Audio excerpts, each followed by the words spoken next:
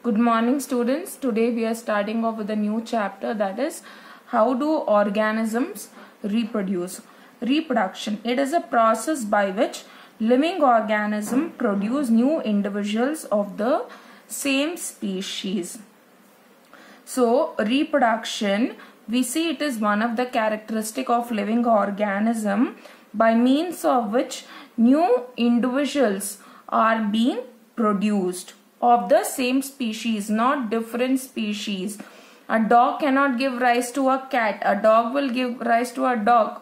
So remember, this particular word of same species is very important in the definition. Kindly remember to include it. Reproduction is necessary for the survival and increase in the population of a species. If organisms do not reproduce, their population decreases and species will become extinct. Now reproduction is very much essential because it helps in the continuity of life, without which we see that the organisms will become extinct or it will not be found anymore. So we see reproduction is very much required or essential. Do organisms create carbon copies of themselves?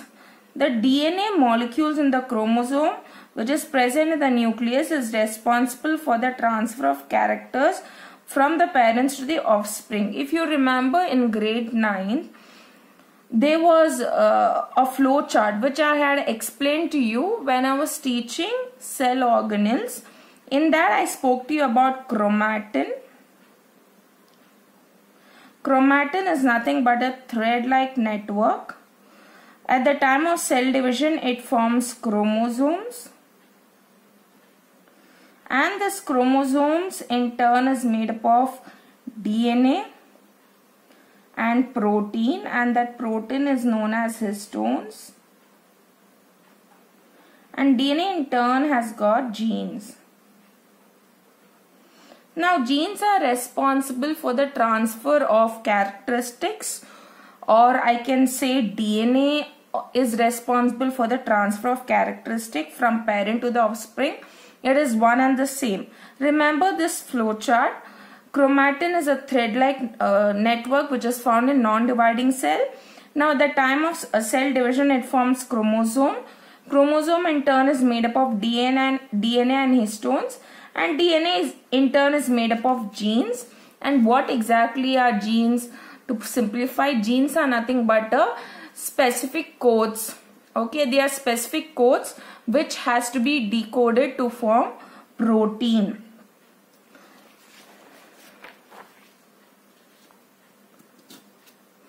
During reproduction, the reproductive cells produce 2 copies of the DNA which separate into 2 cells. Now at the time of reproduction, what happens is, first the nucleus will divide, that is known as karyokinesis. Then we see the cytoplasm dividing, and once the cytoplasm divides, we see there is formation of 2 cells. But first it is the DNA that will divide. The DNA copies will be similar but not identical to each other. So the new individuals have slight variations from their parents. This is the basis for variation and evolution of new species. Now what do I mean by this? Now the daughter cells that are produced are identical, but they are not exactly the carbon copy. Okay. So why is it so? Because of variation. Now variations are nothing but change. Variation is nothing but a slight change. They look different from their parent. Like we are similar but not identical or carbon copies of a parent. There is slight variation or there is difference. Now how is this variation brought about? First of all, the variation is brought about at the time of sexual reproduction, or sometimes the food what we eat or the radiations can bring about this variation or change in the genetic material.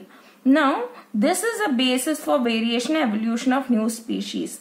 Now we know how did the variation arise in the daughter cell. I have told you during sexual reproduction variations can occur might be because of the environmental factors or the food that we consume, results in variation. And if these variations are favorable, might be this change is bringing about an adaptation in us.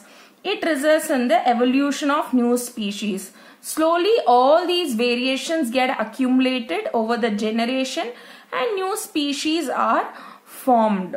So this variation, if it is favorable, it gives an advantage to help us to survive to the variation, and over the generation we see these variations are accumulated or changes are accumulated and new species are being formed. Importance of variation. DNA copying during reproduction is important for maintaining the body designs of different organisms to survive in the existing environment. Environment is constantly changing due to changes in temperature, climate, water level, etc. If the organism cannot adjust themselves to the changes in the environment, then their species will become extinct. We know there are a lot of changes that are happening in the environment. Now, individual needs to be capable enough to adapt to this particular change.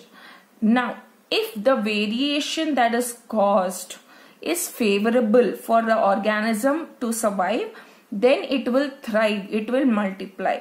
But suppose if this variation is of a disadvantage, it is not helping us to survive, then the organism will perish and it will die. If there are variation in some individuals of a species, they may be unable to survive to the changes in the environment. So variation in species is necessary for the survival of different species and for the evolution of new species. Like I mentioned before, variation helps an organism to survive, and over the years these variations accumulate and new species evolve. This is with respect to variation. Variation is a very important topic. Types of reproduction. One is asexual reproduction, the other one is sexual reproduction. Asexual reproduction is of different types. Okay, they are fission, budding, regeneration, fragmentation, spore formation, vegetative propagation. Now, few differences with respect to this. Asexual reproduction, we see only one parent is involved, whereas sexual reproduction, we see two parents are involved. Here, asexual reproduction, gametes or the sex cells are not involved, whereas sexual reproduction, sex cells or the gametes are involved over here. And here, organism that is formed in asexual reproduction or daughter cell, they are the exact copy of the parent, whereas in sexual reproduction, it is not the exact copy of the parent. Okay, there is a variation or change that is seen when it comes to sexual reproduction, and these are the different types of asexual reproduction. Now let's try to understand today only with respect to fission and budding. Fission, it is an asexual reproduction by which a unicellular organism divides and forms two or more individuals. Okay, fission, in which it's a type of a division where the organism, unicellular organism, divides and forms either two cells or more than two cells. It is mostly seen in unicellular organism. Binary fission, the name itself is telling you bi means two.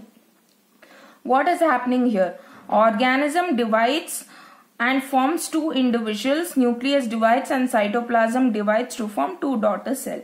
Example, amoeba, paramecium.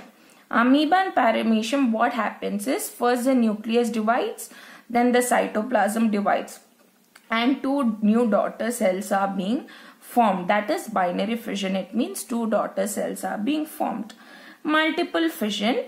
Now this multiple fission is seen only during unfavorable condition. Unfavorable condition.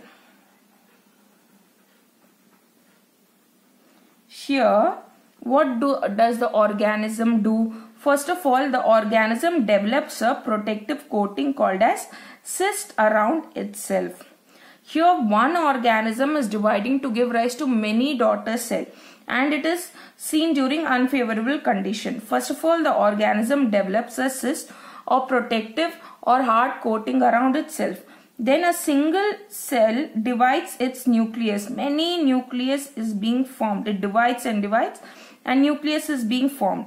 And each nucleus is surrounded by the cytoplasm, a bit of cytoplasm. Each nucleus gets surrounded by a bit of cytoplasm. Now, this is nothing but the new individual or new organism. Once the conditions are favorable, this breaks open and these organisms are released. Remember, first the organism develops a cyst or an outer covering. Then the nucleus divides several times. Then each nucleus is surrounded by a bit of cytoplasm. Now, these are nothing but the daughter cells or the new organisms. Once the cyst breaks open during favorable condition, many organisms are being released and they further multiply. Once they develop, they further multiply. Now over here in binary fission, one more point. This is to do with multiple fission. One more point with respect to binary fission. Certain organisms have certain orientation. It means they divide along certain plane. For example, Leishmania, it is given in your book. Okay. Now this causes Kala-Azar.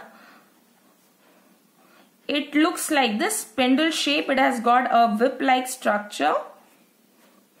This reproduces longitudinally. It undergoes fission longitudinally. Okay, longitudinal fission it undergoes. Now Kala-Azar, Kala-Azar results in fatigue, anemia, fever, weight loss. These are the few characteristics of Kala-Azar caused by Leishmania. And this is how the Leishmania looks, and the fission it undergoes is longitudinal wise. Budding.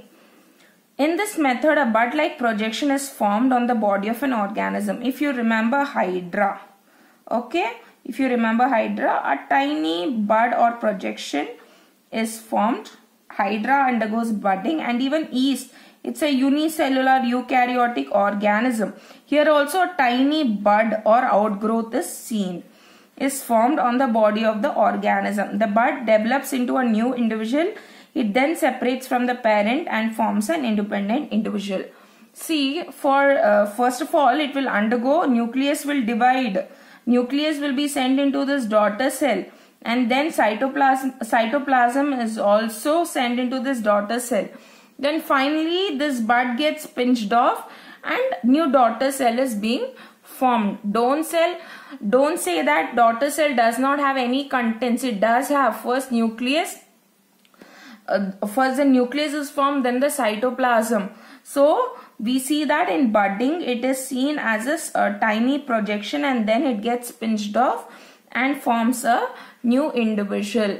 So this is to do with the budding. In this class we have studied two modes of asexual reproduction, that is fission and budding.